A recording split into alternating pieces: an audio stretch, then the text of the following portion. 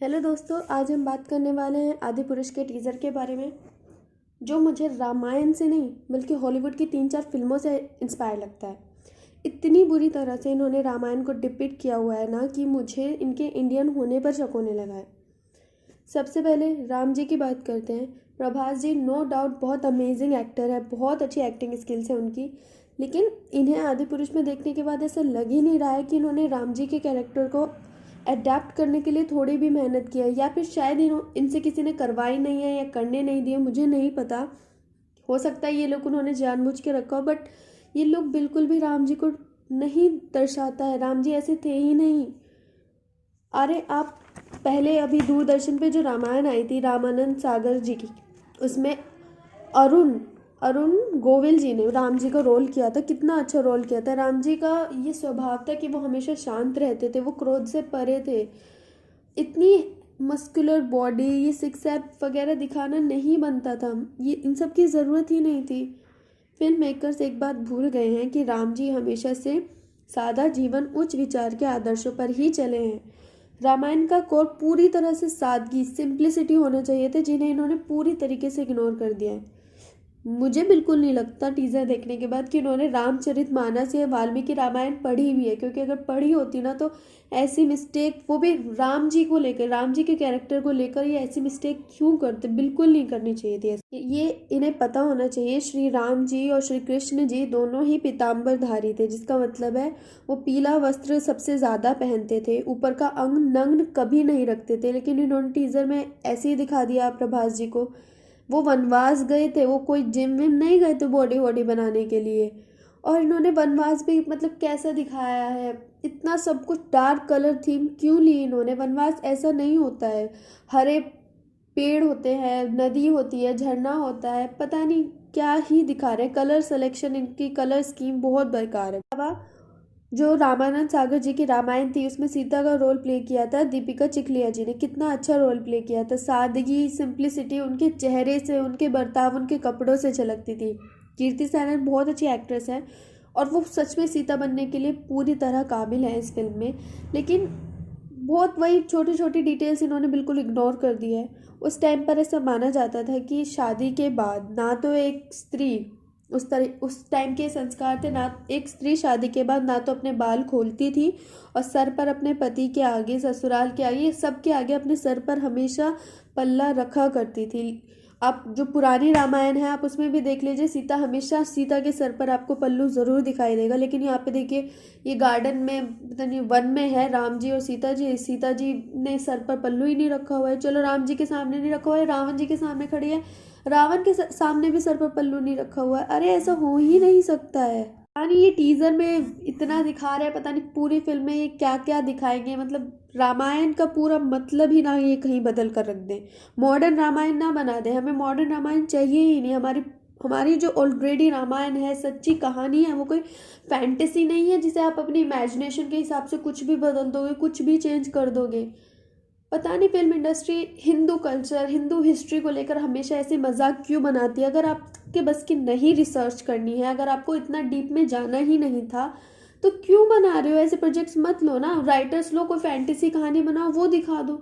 क्यों हमारी हिस्ट्री के साथ ऐसी छेड़छाड़ करनी है, वो भी हमारे सेंटिमेंट्स जिसके साथ जुड़े हुए हैं। बरसों से रामायण चलती आ रही है, रामायण जीवन का सार है, जीवन कैसे जीना चाहिए। मर्यादा पुरुषोत्तम कहा जाता है राम जी को, धरती पुत्री कहा गया है सीता मैया को, और ये लोग क्या दिखा रहे हैं। का जो मुख था ना, उसे देखते ही एक अलग तेज उस पर से दिखाई देना चाहिए था। संयम धारण थे राम जी। और यहाँ पे प्रभास जी का टीज़र में तो एटलीस्ट मुझे एक भी प्रभास जी का लुक ऐसा नहीं लगा है जहाँ पे उनके चेहरे से शांति या संयम दिखाई दे रहा हो। बिल्कुल नहीं लगा मुझे। वानर सेना, कैसी वानर सेना दिखाई है। ऐसा लग रहा है राइज ऑफ द एप की मूवी की कॉपी कर दी सारे बंदर। अरे बंदर ऐसे होते हैं, ऐसे वानर नहीं होते हैं। आपने पता नहीं क्या सब सारे ही वानर काले ले लिए, इतने बड़े बड़े दांतों वाले ले लिए। किस एंगल से आपको ये वानर सेना लग रही है। आपको पता नहीं है वानर हल्के भूरे रंग के वानर होते हैं, और वानर सेना में सच में वानर ही गए थे। वानर के जैसे दिखने वाले कोई भेड़िए नहीं गए थे, वानर ही गए थे। उन वानरों को राम जी और हनुमान जी से इतनी शक्ति मिली थी कि वो युद्ध कर सके। इसका मतलब ये नहीं है कि आपको ये लग रहा है कि भाई वानर कैसे लड़ेंगे तो हम कुछ भी दिखा दें। हॉलीवुड की कॉपी करनी थी तो आप वहीं से कोई मूवी उठा करके बना लेते। और अगर आपको रामायण दिखानी थी तो जो इंडिया में जो है आप वही दिखाइए, जो एक्चुअल में रामायण है वो दिखाइए। आपको रामचरितमानस पढ़नी चाहिए थी, आपको वाल्मीकि रामायण पढ़नी चाहिए थी, पुरानी किताबें पढ़नी चाहिए थी, तस्वीरें देखनी चाहिए थी। अयोध्या ही चले जाते हैं, अयोध्या के एक एक मंदिर से आपको पता चल जाएगा कि राम जी, हनुमान जी, सीता मैया, वानर सेना क्या थे, कैसे दिखते थे, कैसा उनका स्वभाव था, किस तरीके से आपको उन्हें दिखाना चाहिए था, आपको अयोध्या जाकर ही पता चल जाता। अगर इतना भी नहीं कर सकते तो आप अपनी पुरानी रामायण देख लेते।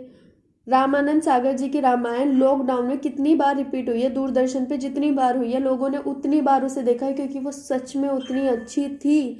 आज भी आप उसे थिएटर में रिलीज कर देंगे, लोग देखेंगे, उसके साथ हमारे सेंटिमेंट्स जुड़े हुए हैं। आप उसमें से ही कुछ चीज़ें उठा लेते, नहीं कॉपी भी करेंगे तो बाहर से ही करेंगे, अरे भाई इंडिया से ही कर लेते, पुरानी रामायण से ही कॉपी कर लेते। रामायण जो हुई थी, हालांकि बहुत सारे कारण हैं जिसकी वजह से रामायण हुई थी, लेकिन रामायण का जो सीता हरण का पार्ट है वो बहुत ही क्रूशियल माना गया है, जिसे बुराई के ऊपर अच्छाई की जीत का प्रतीक माना गया है। हम सब जानते हैं रावण ने सीता का हरण किया था, ये उन्होंने एक बुरा काम किया था। लेकिन इसके अलावा रावण जी जो थे वो बहुत बड़े ब्राह्मण थे, बहुत बड़े पंडित थे। वो रावण जी आज भी शिव जी के सबसे बड़े भक्त हैं, उनसे बड़ा भक्त शिव जी का कोई था नहीं। शिव जी के प्रिय थे वो। रावण की जो सोने की नगरी थी वो स्वयं भगवान शिव ने बना करके उन्हें दान में दी थी। रावण जी ने युगों युगों तक शिव जी की तपस्या करके उन्हें प्रसन्न किया था, इसलिए उनके पास इतनी शक्ति थी। और इन्होंने इसमें रावण का लुक बिल्कुल चेंज कर दिया। रावण था वो राजा रावण, सोने की नगरी, लंकापति रावण। उन्हें आपने इतना काला क्यों दिखा दिया है? ये कैसे अजीबोगरीब कपड़े पहना रखे हैं उन्हें। जिसके पास सोने की नगरी थी वो सर से लेकर पैर तक सोने से लदे रहते थे। सोने का मुकुट, सोने के कुंडल, सोने का हार, उनकी मुजड़ी भी सोने की हुआ करती थी, सोने के वस्त्र पहना करते थे वो। इतना ही नहीं, उनका जो वाहन था 10 अश्वों वाला सोने का रथ था उनका, सोने का रथ। क्या यहाँ पे इसमें चमगादड़ पे उड़ाते हुए रावण को लेकर के आ रहे हैं। अजीब सा हेयर कट दिया हुआ है रावण को, आंखें ऐसे लग रही है ये रावण नहीं लग रहा है, ऐसा लग रहा है कोई राक्षस बना दिया। रावण जी राक्षस नहीं थे। इन्हें ऐसा क्यों लग रहा है रावण ने सीता का हरण किया था तो वो बहुत बड़ा राक्षस था? वो बिल्कुल भी राक्षस नहीं था। और अगर हम रामायण के पहले के और बाद की चीज़ों को देखेंगे तो सब जानते हैं कि रावण ने ये जो कर्म किया था ये पहले से ही नियति में लिखा हुआ था, क्योंकि रावण को श्री राम के हाथों मुक्ति चाहिए थी, इसलिए रावण जी ने सीता का हरण किया था। इसके अलावा रावण ने कोई और मर्यादा पार नहीं करी थी। इन्होंने तो रावण को बिल्कुल विलेन ही दिखा दिया भाई, बॉर्न विलन, और वो भी हिंदुस्तानी विलन नहीं, इन्होंने तो हॉलीवुड टाइप का विलन दिखा दिया भाई। ऐसा लग रहा है रावण नहीं है, कोई अंधेरे का यमराज राक्षस या फिर नरक का जल्लाद दिखा रहे हैं ये तो रावण को। रावण की सोने की लंका थी, ये क्या काला पत्थर जैसी लंका दिखा रहे हैं, काले चमगादड़ों के बीच से रावण उड़कर आ रहा है। क्या दिखा रहे हो भाई? थोड़ी तो रिसर्च वर्क की होती रावण के ऊपर। मैं इतनी डिसअपॉइंटेड हूँ, मेरी बहुत बहुत उम्मीदें थी आदिपुरुष से कि फाइनली कुछ अच्छा, कुछ नया बॉलीवुड में, फिल्म इंडस्ट्री में देखने को मिलेगा, लेकिन मुझे नहीं समझ में आ रहा है कि इन्होंने ऐसा क्यों किया है। मैं बहुत डिसअपॉइंटेड हूँ। रावण को हद से ज़्यादा बुरा दिखा दिया है, राम जी को राम जी नहीं दिखाया गया। सीता मैया का कैरेक्टर पता नहीं कैसे कि दिखाएंगे, ये अभी भी मुझे सच कहूँ तो अच्छा नहीं लगा है। VFX, मुझे तो VFX भी कुछ खास नहीं लगे। अगर आप VFX ना भी दिखाते ना, आप सिंपल ही दिखा देते। पहले की रामायण देखिए बिना VFX की कितनी अच्छी लग रही थी।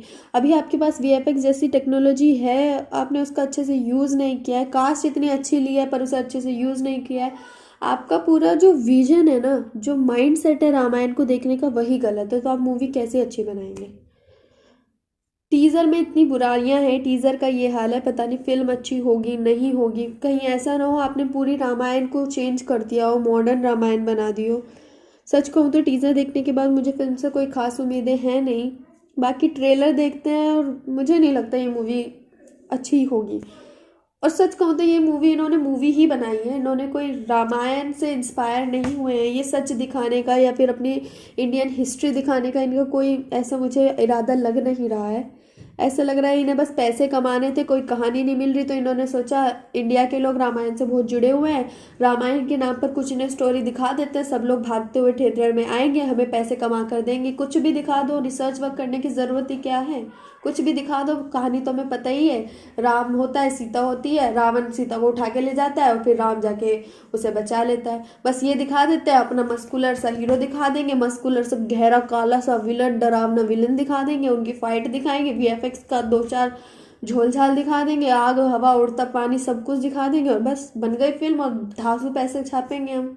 यही तो हो रहा है फिल्म इंडस्ट्री में। अब ब्रह्मास्त्र को देख लीजिए, अभी आदि पुरुष आ गए। पता नहीं ये लोग पैसे कमाने के चक्कर में ये भूल गए हैं कि एक समय पर फिल्मों को आईना माना जाता था समाज का।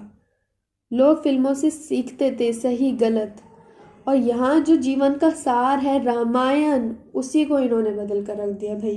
और ये सब तो मैं सिर्फ टीज़र को देखकर कह पा रही हूँ। आई होप टीज़र से एग्जैक्ट अपोजिट मूवी हो, और ये मूवी रामायण का अब तक का सबसे बेस्ट वर्जन अगर निकले तो इससे अच्छी तो कोई बात हो ही नहीं सकती, क्योंकि कास्ट तो काफ़ी अच्छी है, कास्ट एकदम दमदार है। आई होप मूवी अच्छी हो। Let's wait for the movie.